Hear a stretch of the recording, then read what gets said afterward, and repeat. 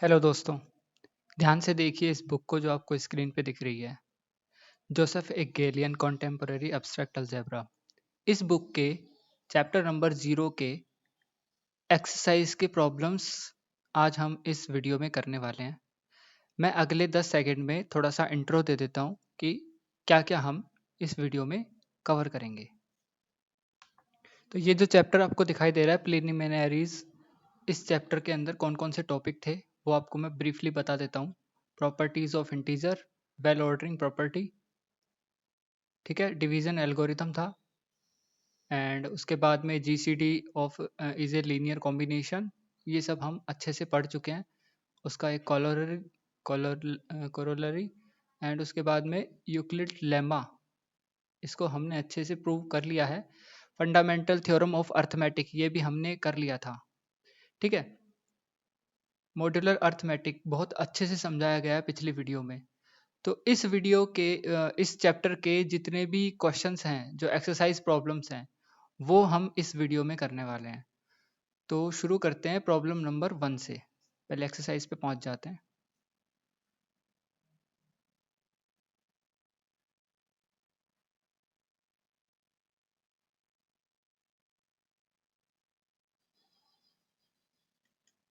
ठीक है, ये है एक्सरसाइज। और इस एक्सरसाइज में कितने प्रॉब्लम्स हैं वो भी मैं आपको दिखा देता हूँ। तो इस वीडियो में सारी प्रॉब्लम एक साथ मैं करवा देने वाला हूँ। तो पूरी वीडियो में लास्ट तक बने रहना और कोशिश ये करना कि पहले खुद से ट्राई करो, देन फिर उसका सॉल्यूशन देखो। तो पहले एक बार प्रॉब्लम्स देख लेते हैं कितनी है।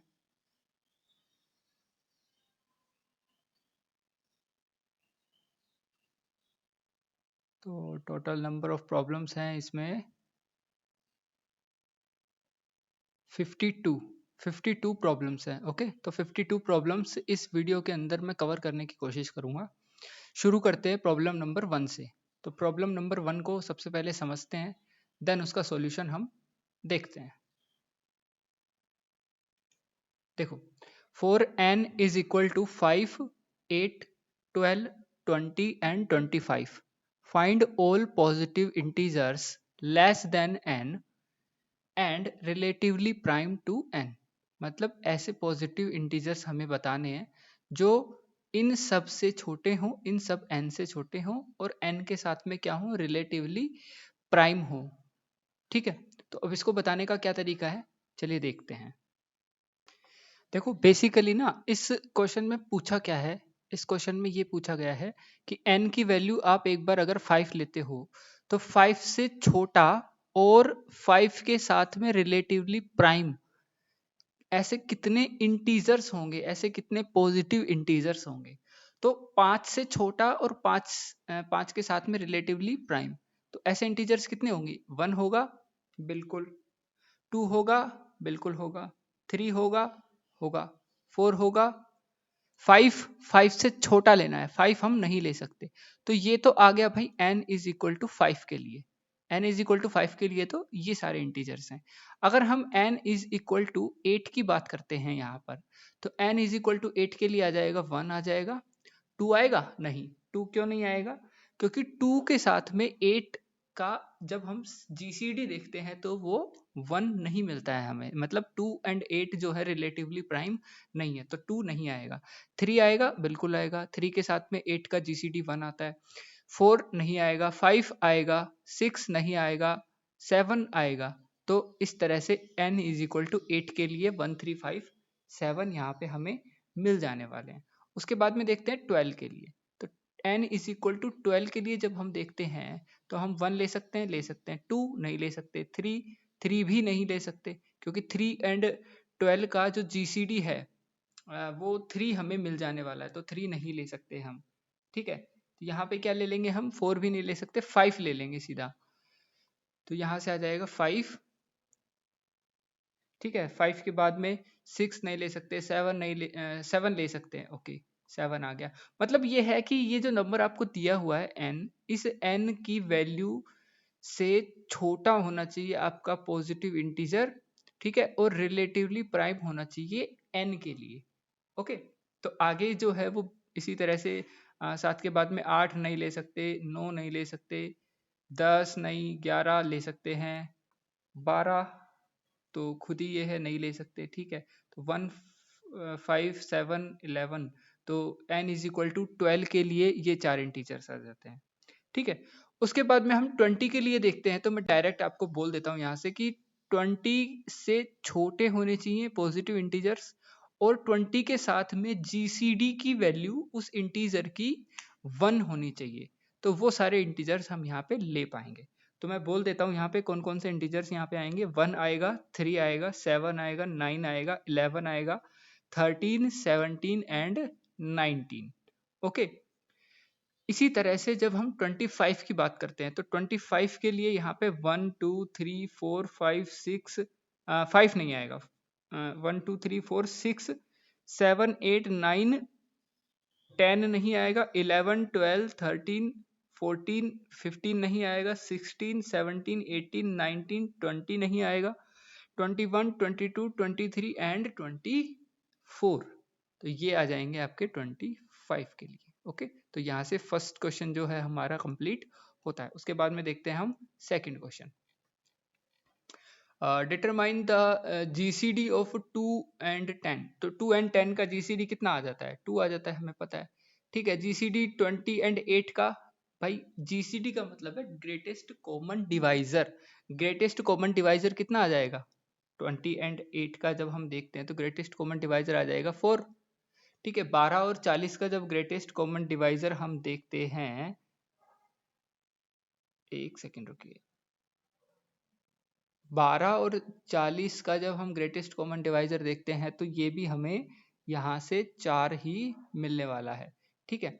21 और 50 का जब हम देखते हैं तो 21 और 50 का ग्रेटेस्ट कॉमन डिवाइजर 1 होता है, क्योंकि इन दोनों का इन दोनों के, ये दोनों एक दूसरे के रिलेटिवली प्राइम होंगे, ठीक है। इसी तरह से हम अगर इन दोनों का P square Q square and P Q cube का ग्रेटेस्ट कॉमन डिवाइजर जब हम देखते हैं, जहां पर पी एंड क्यू जो है वो डिस्टिंक्ट प्राइम्स हैं, ठीक है, अलग अलग प्राइम्स हैं, तो इनका जब ग्रेटेस्ट कॉमन डिवाइजर हम देखते हैं तो सिंपली इन दोनों में से जो चीज कॉमन आ रही है ना, उस चीज को हम यहाँ पे कंसीडर कर लेते हैं। तो कॉमन क्या आ रहा है यहाँ पे, कॉमन आ रहा है यहाँ पे पी, पी आ रहा है एक तो, एंड क्यू स्क्वायर, तो पी क्यू स्क्वायर यहाँ पर कॉमन आ रहा है, ठीक है। तो यहाँ से हम इसको कंसीडर कर सकते हैं। ओके, उसके बाद में देखते हैं एलसीएम। एलसीएम का मतलब होता है least common multiple. Least common multiple का मतलब इन दोनों का मल्टीपल जो सबसे छोटा हो, ठीक है, इन दोनों का मल्टीपल। तो इसका 10 आ जाएगा, इसका कितना आ जाएगा भाई, 20 एंड 8 का कितना आ जाएगा, सबसे छोटा मल्टीपल जो 20 का भी मल्टीपल हो और 8 का भी मल्टीपल हो, तो कितना आ जाएगा 40, ठीक है। ये एलसीएम वगैरह तो आपको निकालने आते ही होंगे, मैं डायरेक्ट ये वाला बता देता हूँ। तो इन दोनों का जो लीस्ट कॉमन मल्टीपल होगा, मतलब इसको और इसको दोनों को एक साथ कवर करे, तो मतलब देखो क्यू स्क्वायर तो यहाँ तक भी कंप्लीट हो गया, पी इसके अंदर एक कमी है, तो इसको अगर पी से भी मल्टीप्लाई कर दिया जाए यहाँ पर, ठीक है। क्यू क्यूब और पी स्क्वायर अगर ले लें, P square and Q cube ले लें, तो ये जो P square and Q cube है, ये इसका भी मल्टीपल है और इसका भी मल्टीपल है, ठीक है। तो इस तरह से हम यहाँ पे निकाल सकते हैं। उसके बाद में देखते हैं हम क्वेश्चन नंबर 3। यहाँ पे क्वेश्चन नंबर 2 हमारा कंप्लीट होता है। क्वेश्चन नंबर 3 देखते हैं, determine 51 modulo 13, 342 modulo 85, 62 modulo 15, 10 modulo 15 and in दोनों का मल्टीप्लिकेशन करने के बाद में मोड्यूलो 7, और ऐड करने के बाद में modulo 7 multiply modulo 11 and add modulo 11, ठीक है। तो यहाँ पे हमारी मोड्यूलर अर्थमेटिक यहाँ पर यूज हो रही है। तो मोड्यूलर अर्थमेटिक को यहाँ पर यूज किस तरह से आपको करना है, मैं यहाँ पे हल्का सा आपको ट्रिक बता देता हूँ, ठीक है। ट्रिक क्या है, वही नॉर्मल चीजें हैं कि आप 13 की टेबल बोलोगे, ठीक है। 51 से कम, मतलब देखो सीधी सी बात ये है कि जब आप मोड लगाते हो तो 51 को आप लिखते हो P into Q plus R, P into Q plus R की फॉर्म में, ठीक है। P into Q plus R की फॉर्म में आप इसको लिखते हो। ठीक है, जहां पर आपको क्या क्या चीजें डिटरमाइन करनी होती हैं।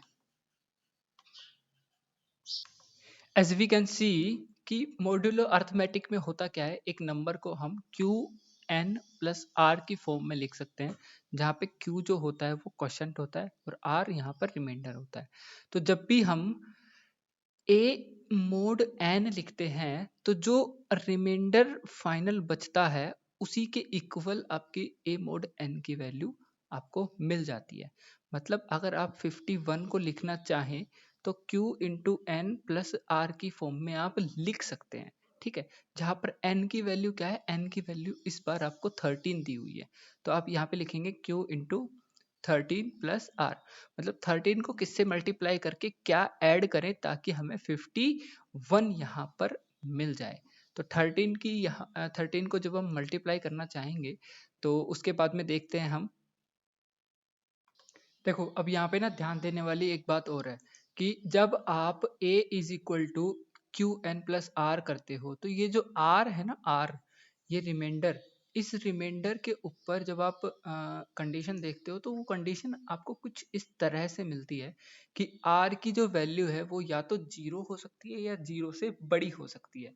r की वैल्यू को आप नेगेटिव नहीं ले सकते by the property of division algorithm. Okay, तो डिवीजन एल्गोरिदम जब हम पढ़े थे तभी हमने देख लिया था कि जो रिमाइंडर है वो या तो पॉजिटिव होगा या फिर आपका जीरो हो सकता है और b से स्ट्रिक्टली वो छोटा होगा।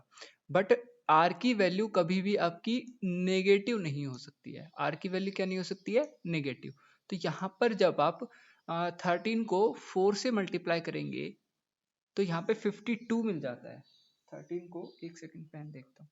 13 को 4 से मल्टीप्लाई करते हैं तो यहाँ पे हमें मिल जाता है कितना, 52। ठीक है, 52 मिल जाता है। अब 52 में कितना ऐड करें ताकि 51 मिल जाए, तो ऐड नहीं माइनस करना पड़ेगा और माइनस करेंगे तो r की वैल्यू क्या हो जाएगी, हमारी माइनस में मिल जाएगी। सो दैट हम 13 को 4 से मल्टीप्लाई नहीं कर सकते। अब कैसे मल्टीप्लाई करना पड़ेगा 13 को, 13 को हम 3 से ही मल्टीप्लाई करेंगे और 13 को 3 से मल्टीप्लाई करेंगे तो कितना मिलेगा हमें, 39। अब 39 में कितना ऐड करें ताकि हमें 51 यहाँ पर मिल जाए। तो इसी तरह से जब 39 में हम यहाँ पर 12 ऐड करेंगे तब जाकर के हमें यहाँ पे 51 मिलेगा। तो अब जाकर के ये जो r की वैल्यू है कितनी आई, 12 आई। और ये जो r होता है यही आपके किसके इक्वल होता है, a मोड n के इक्वल होता है। a mod n is nothing but 51 mod 13 is equal to 12। अभी 12 कैसे आया वो मैंने पूरा आपको यहाँ पे समझा दिया है। ठीक है, बाकी आप जब 342 मोड 85 करोगे तो उसकी जो वैल्यू है आपको जो मिलने वाली है वो डायरेक्ट ही मैं आपको यहाँ पर बता देता हूँ कि किस तरह से मिलने वाली है। तो जब आप 342 मोड 85 करोगे, ठीक है, तो उसकी वैल्यू आपको मिलेगी यहाँ पर 2। ठीक है, 2 कैसे मिलेगी, क्योंकि देखो 85 को जब आप 85 का जब आप टेबल बनाओगे तो 340 340 340 तक ये पूरा पूरा डिवाइड कर जाएगा 85 342 को। ठीक है, उसके बाद में जो रिमाइंडर बचने वाला है वो यहाँ पे 2 ही बचने वाला है। अब 340 को जब आप डिवाइड करते हो 85 से तो एक बार डिवाइड करके देख लेते हैं कितना आता है। हाँ, यहाँ पे लिख देता हूँ कितना था, 342 342। इसका कलर चेंज कर लेते हैं, रुको।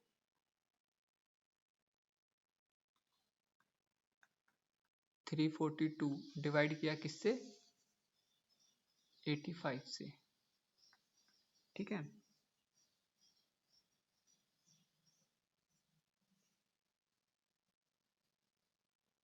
ओके। तो 342 को जब आपने डिवाइड किया किससे, 85 से, तो ये कुछ निकल करके आता है 4.02 एंड 235, इस तरह से ये कुछ निकल करके आता है। ठीक है, लेकिन हमें यहाँ से जब मैंने इसका आंसर देखा तो मुझे डायरेक्ट यहाँ पे 2 मिल गया, तो मैंने यहाँ से 2 को माइनस करके इसको डिवाइड किया। तो 340 को जब मैं डिवाइड करूंगा 85 से तो क्या निकल करके आता है वो देख लेते हैं एक बार। तो यहाँ पर जब हमने 340 को डिवाइड किया 85 से तो सिंपली यहाँ पे 4 निकल करके आता है। तो हम 340 को क्या लिख सकते हैं, 340 को हम लिख सकते हैं 85 4 इंटू 85 प्लस 2 ऐसे लिख सकते हैं। तो यहाँ पर जो रिमाइंडर है वो रिमाइंडर क्या है, यहाँ पे रिमाइंडर की वैल्यू कितनी आ गई, 2 आ गई। तो ये 2 ही हमारा काम कर जाएगा। एक second, 342 342 is equal to 85 into 4 plus 2। Okay, 85 into 4 तो कितना बन जाएगा हमारे पास में, 340 बन जाएगा। एंड 2 और ऐड कर देंगे तो 342। तो 342 को हम 3 जब लगाएंगे हम इसमें मोडुलो 85, तो हमें वैल्यू मिलेगी कितनी, आर की वैल्यू क्या है यहाँ पे 2 है। ठीक है, तो इस तरह से ये वाला क्वेश्चन भी आपका कंप्लीट हो जाता है। उसके बाद में 62 मोड 15, तो 62 मोड 15 की जो वैल्यू है वो भी आपको यहाँ पर 2 ही मिलने वाली है। 64 मोड 15 की वैल्यू है यहाँ पर 2 मिलने वाली है। क्यों मिलने वाली है, देखो 64 को जब आप मल्टीप्लाई करते हो किससे, एक Q इंटू 15, ठीक है, प्लस R। अब आप Q की वैल्यू क्या लोगे और R की वैल्यू क्या आनी चाहिए। तो Q की वैल्यू मान लो आपने 3 ले ली, तो 15 3 जा व्हाट, 15 3 जा 45, ओके, 15 4 जा 60, 15 4 जा 60 एंड 15 6 जा कितना होता है। अगर आपने यहाँ पे Q की वैल्यू 5 ले ली तो 15 5 से कितना मिल जाएगा हमें 75, और 75 को 64 बनाने के लिए आपको कुछ माइनस करना पड़ेगा, और माइनस हम कर नहीं सकते क्योंकि R की वैल्यू जो है वो हमेशा ही पॉजिटिव लेनी होगी। So that we can not take Q as a 5, we can take Q as 4। तो 15 4 जा व्हाट 60, तो 15 4 जा 60, तो 4 इंटू 15 आपको 60 मिला, और 60 में कितना ऐड किया, 60 में आपने 4 ऐड कर दिया, तो ये R की वैल्यू आपकी मिल जाती है। तो यहाँ से क्या निकल करके आता है कि 64 mod 15 is equal to what 4। Okay, इसी तरह से आगे के आपके जो क्वेश्चंस हैं वो भी यहाँ पर किए जा सकते हैं।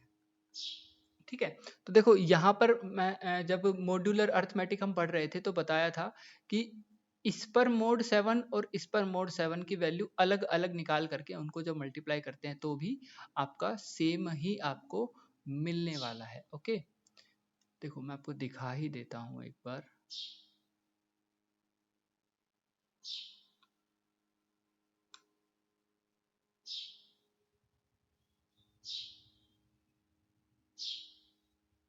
ये देखो यहाँ पर, ठीक है, जब 11 मोड 27 मोड 11 किया तो 5 मिला था, 36 मोड 11 किया तो 3 मिला था, फिर उसके बाद में 5 इंटू 3, ये 5 इंटू 3 कितना हो गया 15, 15 मोड 11 किया तो 4 मिला। इस तरह से ये क्वेश्चन आपका पूरा हो जाने वाला है, मैं पूरा क्वेश्चन नहीं करवाने वाला हूँ अभी। अभी देखते हैं अगला question, find integers s and t such that 1 is equal to 7 into s plus 11 into T, show that S and T are not equal. अब ये इक्वल नहीं है, ये हमें प्रूव करना है, ये भी प्रूव करना है और फाइंड भी करना है कि एस और टी यहाँ पर क्या होंगे। तो भाई सीधी सी बात है कि आप 7 को किससे मल्टीप्लाई करो और 11 को किससे मल्टीप्लाई करो और उन दोनों को ऐड कर दो, ऐड करने के बाद में जो वैल्यू है आपको 1 मिलनी चाहिए। ठीक है, तो अब यहाँ पर आप किस तरह से यहाँ पर निकाल सकते हो, तो इसको करने से पहले एक छोटी सी थ्योरम को मैं रिवाइज करवाना चाहूंगा। देखो क्वेश्चन नंबर 4 को करने से जस्ट पहले मैं आपको छोटी सी थ्योरम रिवाइज करवा देता हूँ। पहले तो आप देखो ये वाली theorem, GCD is a linear combination for any non zero integers a and b, there exist integers s and t such that GCD of a and b is equal to as plus bt. GCD of a and b can be written in the form as plus bt. Moreover, GCD of a and b is the smallest positive integer of the form as plus bt। ठीक है, GCD जो है ना वो smallest positive integer ही है S plus B T form में। Okay, ये तो हो गया आपका GCD is a linear combination के लिए। अब उसके बाद में ये जो कोरोलरी है वो बहुत इंपॉर्टेंट है। Integers A and B are relatively prime if and only if there exist integers s and t such that as plus bt is equal to 1। as plus bt is equal to 1। Okay, अभी देखते हैं हमारे original question में। भाई a आप इसको मान लेते हो, अगर b आप इसको मान लेते हो, तो a और b का जो gcd है वो आपको 1 मिल रहा है। a और b का gcd 1 मिल रहा है, इसका मतलब क्या है कि a और b आपके रिलेटिवली क्या है, प्राइम है। रिलेटिवली प्राइम है तो s और t एग्जिस्ट करेंगे ही करेंगे। अब s और t यूनिक होंगे ये कैसे बताएंगे हम? देखो, there exist integers s and t। अब यहाँ पर s और t को यहाँ पर यूनिक बताया गया है, उसके लिए थोड़ा सा और देख लेते हैं।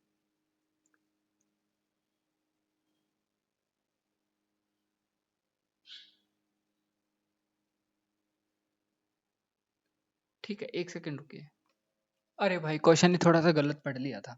यहाँ पे आगे शो करना है हमें, show that S and T are not unique. मतलब ये एस और टी जो है ना वो यूनिक नहीं होंगे, इसकी जगह पर दूसरा इंटीजर भी काम कर सकता है। तो अभी यहाँ पर देखें हम, तो s की जगह अगर हम 3 ले लें और t की जगह हम -2 ले लें तो क्या हमें 1 मिल सकता है? 7 3 जा 21। ओके, और 11 2 जा उल्टा ले लिया यार। 11 टू ज़ा 22, फिर ये माइनस का 22 हो जाएगा। माइनस का 22 नहीं, ये तो गलत ले लिया। एक सेकंड रुको, दोबारा से। हाँ, s की जगह हम ले लेते हैं -3। ओके, s की जगह हम -3 ले लेते हैं और t की जगह हम ले लेते हैं +2। तो 7 3 ज़ा कितना बना, 21 माइनस का, और 11 2 ज़ा 22 प्लस का। तो अब यहाँ पर -21 + 22, यहाँ पर हमें 1 मिल जा रहा है। उसके बाद में क्या यहाँ पर s की वैल्यू -3 ही ली जा सकती है, या फिर t की वैल्यू यहाँ पर 2 ही ली जा सकती है, ये हमें देखना है। ठीक है, तो अगर हम कुछ ऐसा करें कि वापस से हमें 1 लाना हो, तो s और t की वैल्यू कुछ और लेने की कोशिश करें। तो कुछ और लेने की कोशिश में हम अगर यहाँ पर s की वैल्यू ले लें, 8 ले लें s की वैल्यू, 7 8 जा 56। ओके, अब 56 के आसपास हमें किसको पहुंचाना है, 11 को। 11 की वैल्यू ले ले 5, तो 56 और 55, तो ये दोनों तो पॉजिटिव हो जाएंगे। अब यहाँ पे ले लेंगे माइनस का 5। तो देखो दोबारा से देखते हैं हम, यहाँ पे क्या लिखा हुआ है, 1 is equal to 7s plus 11t।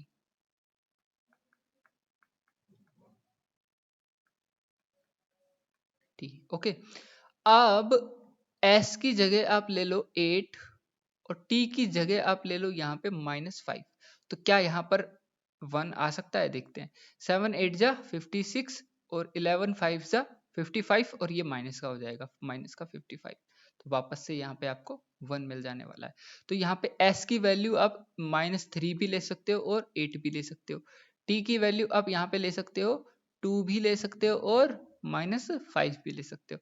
तो s भी आपका यूनिक नहीं है और t भी आपका यूनिक नहीं है। ठीक है, तो यहाँ से हमने ये प्रूव कर दिया कि s और t यूनिक नहीं है। तो ये क्वेश्चन नंबर 4 आपका कंप्लीट हो जाता है यहाँ से। ठीक है, अब देखते हैं क्वेश्चन नंबर 5। क्वेश्चन नंबर 5 क्या कह रहा है, इसको ध्यान से पढ़ लेते हैं सबसे पहले। Prove that every integer that is a common multiple of every member of a finite set। Prove करो every integer that is a common multiple, ठीक है, of every member of a finite set of integers is a multiple of the least common multiple of those integers। अगर कोई integer, prove करो कि हर एक integer that is a common multiple, जो common multiple है of every member of a finite set of integers. एक आपका integers का फाइनाइट सेट है, उस इंटीजर्स के फाइनाइट सेट में जितने एलिमेंट्स हैं, जितने मेंबर्स हैं, उन सभी मेंबर्स का कॉमन मल्टीपल है वो सभी इंटीजर्स जो आपके फाइनाइट सेट में उपस्थित सारे मेंबर्स के कॉमन मल्टीपल्स हैं। ठीक है, उसके बाद में is a multiple of least common multiple of those integers, मतलब सीधा सा ये एलसीएम प्रूव करवा रहा है हमसे।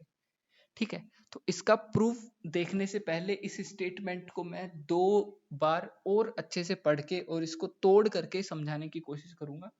ठीक है, समझने की कोशिश करना, और फिर भी ना समझ आए तो फिर बाद में कमेंट सेक्शन में मुझे बताना। ठीक है, देखो,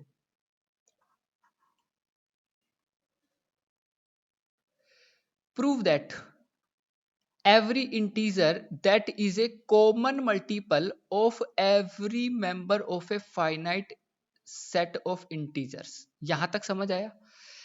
प्रूव करो एवरी इंटीजर, वो सारे इंटीजर, वे सभी integer that is a common multiple of every member of a finite set of integers. एक इंटीजर्स का फाइनाइट सेट है, उसके अंदर जितने भी मेंबर्स हैं उन सभी मेंबर्स का कॉमन मल्टीपल है। कौन है? वो सभी इंटीजर्स, उन सभी इंटीजर्स की बात की जा रही है यहाँ पे। ठीक है, अब वो सभी इंटीजर्स होंगे ना, वो क्या होंगे?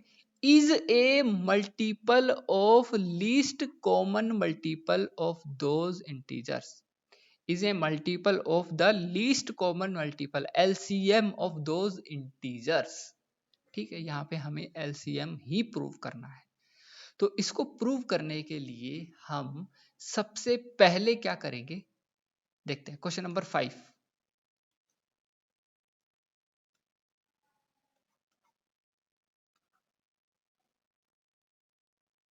या फिर इसको ऐसे लिखे प्रूफ। तो इसका प्रूफ मैं अच्छे से समझाने वाला हूं, ध्यान से देखना। सो क्वेश्चन नंबर 5 का यहाँ पर हम प्रूफ देखने वाले हैं कि किस तरह से इसको प्रूव करेंगे। सबसे पहले हम मान लेते हैं कि ए एक एलसीएम है आपके पूरे सेट के जितने भी मेंबर्स हैं। मान लेते हैं आपका कोई सेट है, तो मैं इसको किस तरह से लिखता हूं, ध्यान से देखिए। Let A be the LCM of every element of the set, LCM of every element of the set, जो आपका सेट दिया हुआ है। Okay, and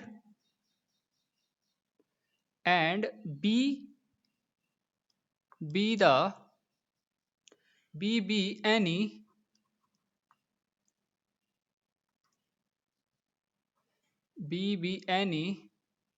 common multiple of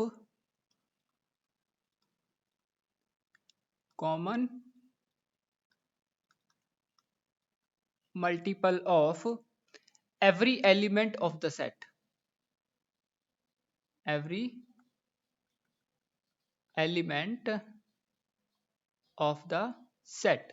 ठीक है, यहाँ पे हमने ए को डिफाइन कर लिया और बी को डिफाइन कर लिया। जहां पर ए तो है आपका least common multiple of every element of the set, और बी यहाँ पर क्या है, कोई और कॉमन मल्टीपल है। ठीक है, लीस्ट कॉमन मल्टीपल नहीं है, हो भी सकता है नहीं भी हो सकता है, कोई भी कॉमन मल्टीपल है आपके सेट के सभी मेंबर्स का।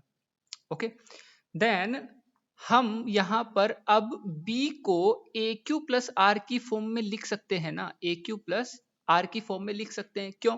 क्योंकि a यहां पर एलसीएम है, और एलसीएम मतलब लीस्ट कॉमन मल्टीपल, और b यहां पर कोई भी कॉमन मल्टीपल है। तो कोई भी कॉमन मल्टीपल है तो उसको ए क्यू प्लस आर की फॉर्म में यहां पर लिखा जा सकता है। ओके, वेयर हम देखते हैं कि डिवीजन एल्गोरिथम से यहाँ पर जो r के ऊपर कंडीशन होती है, वो आपका r जो है वो a से तो छोटा होना चाहिए या a के बराबर हो सकता है, लेकिन r हमेशा ही पॉजिटिव या 0 के बराबर होना चाहिए। ठीक है, तो 0 से हमेशा ही बराबर या फिर बड़ा होगा r, और a से हमेशा ही छोटा या बराबर हो सकता है, ठीक है।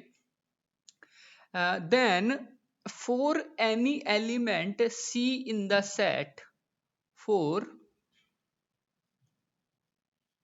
Any element C in the set we have C divides B minus AQ is equal to R।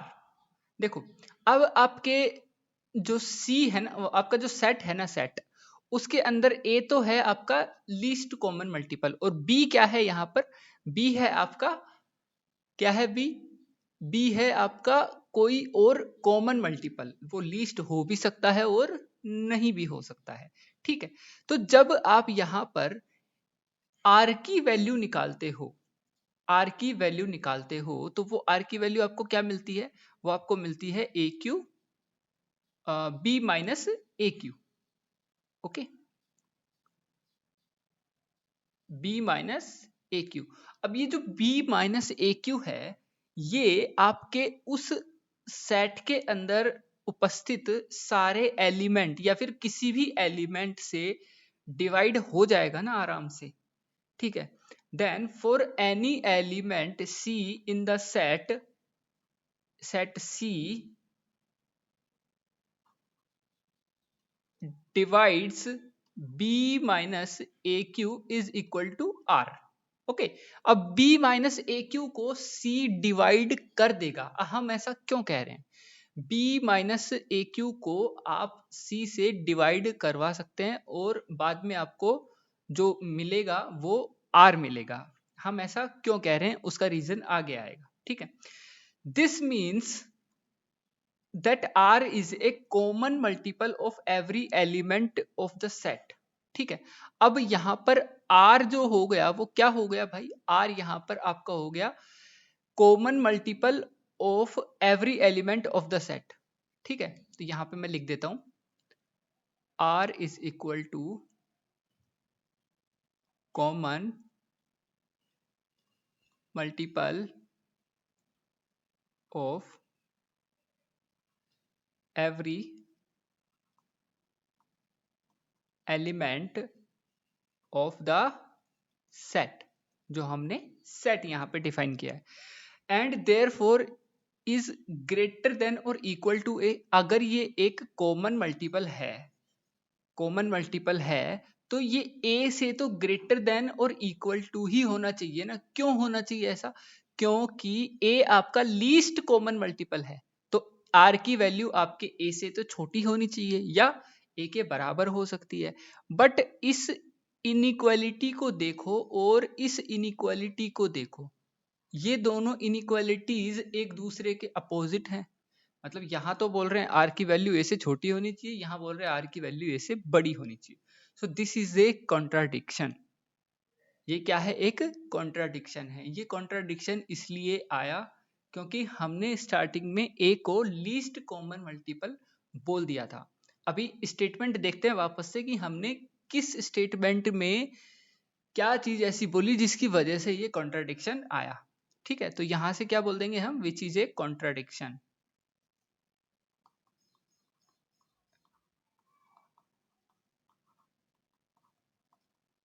Which is a contradiction, ठीक है। ठीक है, तो अभी ना हम इस स्टेटमेंट को फिर से पढ़ लेते हैं। जो 5th नंबर का जो क्वेश्चन है उसमें कह रहे हैं prove that every integer that is a common multiple of every member of a finite set of integers, ठीक है, जिसको हमने अभी ए लिया था, is a multiple of the least common multiples of these those integers, ठीक है। तो यहाँ पे हमने ए को अलग मान लिया था और बी को अलग मान लिया था, तो यहाँ से हमें पता चलता है कि ए और बी जो है वो दोनों यहाँ पर सेम ही निकल करके आने हैं।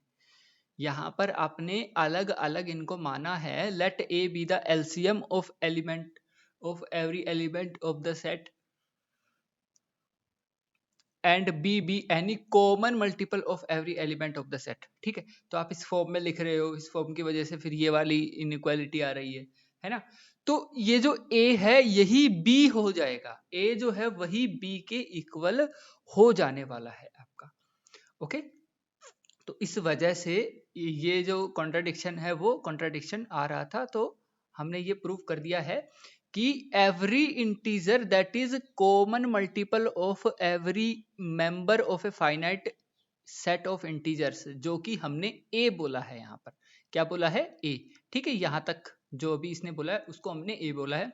Is a multiple of LCM of those integers, जो उन इंटीजर्स का वो मल्टीपल भी होगा, मतलब उन इंटीजर्स का वो एलसीएम भी होगा, लीस्ट कॉमन मल्टीपल ही होगा। ठीक है, और कोई कॉमन मल्टीपल वहां पर एग्जिस्ट नहीं करेगा। जो कॉमन मल्टीपल एग्जिस्ट करेगा उसे लीस्ट कॉमन मल्टीपल होना पड़ेगा। मतलब जो भी कॉमन मल्टीपल होगा ना, सारे मेंबर्स, सारे मतलब उस सेट के सारे मेंबर्स का, उसे एलसीएम ही होना होगा। That is your question. Okay, that is your मतलब यही जो है स्टेटमेंट कहना चाह रहा है। उसके बाद में हम देखते हैं question number 6। Question number 6 says that prove that for any three consecutive integers मतलब एक इंटीजर, फिर उसके बाद में एक ऐड कर दिया, फिर उसके बाद में दो ऐड कर दिया, इस तरह से एक एक ऐड करते हुए लगातार चलने वाले integers, consecutive integers. Okay, one must be divided by 3। ठीक है, prove that for any three consecutive integers n plus 1 n plus 2 one must be divided by 3। भाई कोई भी तीन लगातार चलने वाले कॉन्जिक्यूटिव इंटीजर्स जो है ना, उनमें से एक को 3 से डिवाइड होना जरूरी है। 3 से डिवाइड होना जरूरी है, डिविजिबल होना जरूरी है। ठीक है, यही कहना चाह रहे हैं।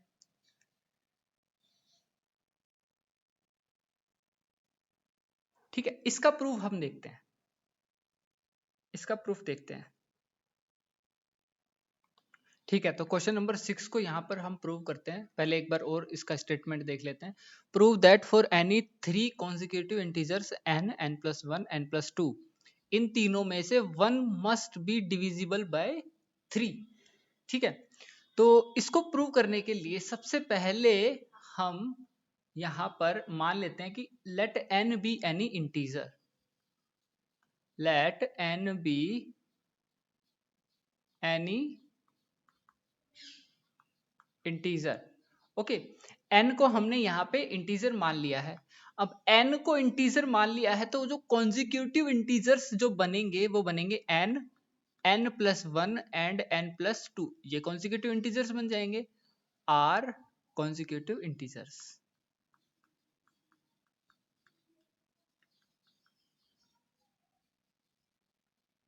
ओके, यहाँ पे देन भी लिख लेना, देन। ओके, अब we need to show that one of these numbers is divisible by 3। मतलब या तो ये या ये या ये, इन तीनों में से एक नंबर तो आपका हमेशा ही 3 से डिविजिबल होगा, 3 से डिवाइड किया जा सकेगा। ठीक है, ये हमें क्या क्या करना है, प्रूव करना है। अब हम ये जो n दे रखा है, n हमने जो इंटीजर माना है, इस पे हम क्या लगाएंगे, मोड्यूलो 3 लगाएंगे। n प्लस 1 पर हम लगाएंगे मोड्यूलो 3 और n प्लस 2 पर हम लगाएंगे मोड्यूलो 3। जब n पर मोड्यूलो 3 लगाएंगे, n प्लस 1 पर लगाएंगे और n प्लस 3 पर लगाएंगे। ठीक है, तो या तो इसकी या इसकी या इसकी, इन तीनों में से एक की वैल्यू आपको 0 मिलनी चाहिए। ठीक है, तीनों मिल जाए बहुत अच्छी बात है, एक तो हमेशा ही 0 यहां पर आपको मिलना ही चाहिए। ठीक है, तो उस 0 को मिलने के लिए क्या करना होगा, एक सेकेंड।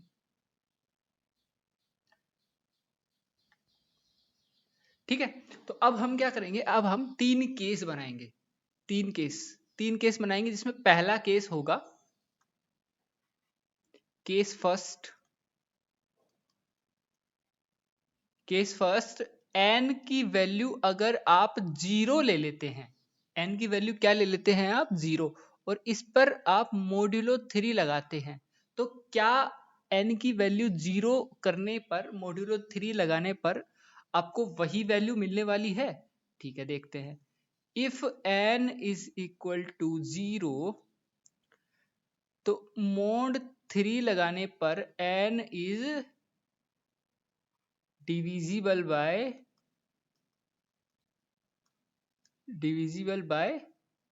3। क्यों भाई? क्योंकि n को अगर आप 0 ले लेते हो तो 0 के अगर mod 3 लगाते हो तो 0 तो हर किसी नंबर से डिविजिबल होता है। ठीक है, तो यहाँ तो पहला नंबर हमारा डिविजिबल हो गया। अब देखते हैं दूसरा केस, जिसके अंदर हम जो है n की वैल्यू 1 ले लेते हैं। n is equal to 1। ठीक है, अब जब n की वैल्यू आप 1 ले लेते हो तो यहां पर इस बार जब आप मॉड्यूलो 3 अप्लाई करोगे इसमें, if n is equal to 1 mod 3 then n plus 1 is equal to 2 और 2 mod 3 करोगे तो आपको कितना मिलेगा? यहाँ पे n प्लस 1 करोगे तो आपको कितना मिल जाएगा? 2 मिल जाएगा, और 2 ही आपको मिलने वाला है जब आप मॉड्यूलो 3 इसमें लगाओगे। ठीक है, और जब आप n प्लस 2 करोगे तो आपको कितना मिल जाएगा? यहाँ पे n प्लस 2 करोगे तो यहाँ पे आपको मिल जाएगा 3, और 3 में जब आप mod 3 लगाओगे तो आपको मिल जाएगा 0। तो यहाँ से भी आपको एक 0 मिल जाने वाला है। ठीक है, उसके बाद में हम ले लेते हैं n की वैल्यू 2, थर्ड केस। ठीक है, केस थर्ड क्या ले लेते हैं हम? n की वैल्यू इस बार ले लेते हैं 2। 2 के मोड लगाएंगे हम 3, modulo 3। If n is equal to 2 then mod 2, वो mod 3। अब mod 3 करेंगे तो 2 ही मिलने वाला है हमें यहाँ पे। Then n plus 1, n plus 1 कितना मिल जाएगा भाई? 2 प्लस 1 इज इक्वल टू 3, और 3 mod 3 कितना मिल जाएगा? 0 मिल जाएगा आपको। यहाँ से आपको 0 मिल गया। ठीक है, अब n प्लस 2 करोगे तो आपको कितना मिलेगा? यहाँ पे 2 प्लस 2 4 मिलेगा, और 2 प्लस 2 कितना मिलेगा? 4, और 4 के जब आप mod 3 लगाओगे तो आपको कितना मिलेगा? 1 मिलेगा। हमें तो 0 चाहिए था, एक केस में 0 मिल गया। तो इन तीनों ही केस में जब हमने n को कॉन्जिक्यूटिव लिया, n को ही कॉन्जिक्यूटिव लेकर के देख लिया, n को हमने एक बार 0 लिया, फिर हमने n को 1 लिया, फिर हमने n को 2 लिया। 0 लिया तो 0 प्लस 1 1, 1 प्लस 1 2, 1 लिया तो 1 प्लस 1 2, 2 प्लस 1 3, 2 लिया तो 2 प्लस 1 3, 3 प्लस 1 4। इस तरह से हमने देखा तो तीनों ही केसेस में एक केस तो हमेशा ही बन रहा था जहां पर हमें 0 मिल जा रहा है, जहां पर हमें 3 से डिविजिबल मिल जा रहा है mod 3 करने के बाद में। ठीक है, तो अब हम यहां से क्या बोल सकते हैं? यहां से हम बोल सकते हैं in all three cases we see that at least one of the numbers n plus 1 and n plus 2 is divisible by 3। ठीक है, n plus 1 और n plus 2 ये तीनों ही, इनमें से एक तो हमेशा ही 3 से क्या होगा? डिविजिबल होगा। ठीक है, तो यहाँ से ये क्वेश्चन नंबर 6 आपका कंप्लीट होता है, और उसके बाद में देखते हैं क्वेश्चन नंबर 7। उससे पहले देखते हैं कितना टाइम हो गया। टाइम यहाँ पे 44 मिनट्स हो गए। तो अभी इस वीडियो में इतना ही करते हैं, बाकी अगली वीडियो में करते हैं। अगली वीडियो में क्वेश्चन नंबर 7 से करेंगे। ठीक है, सो अभी के लिए बाय बाय, थैंक यू।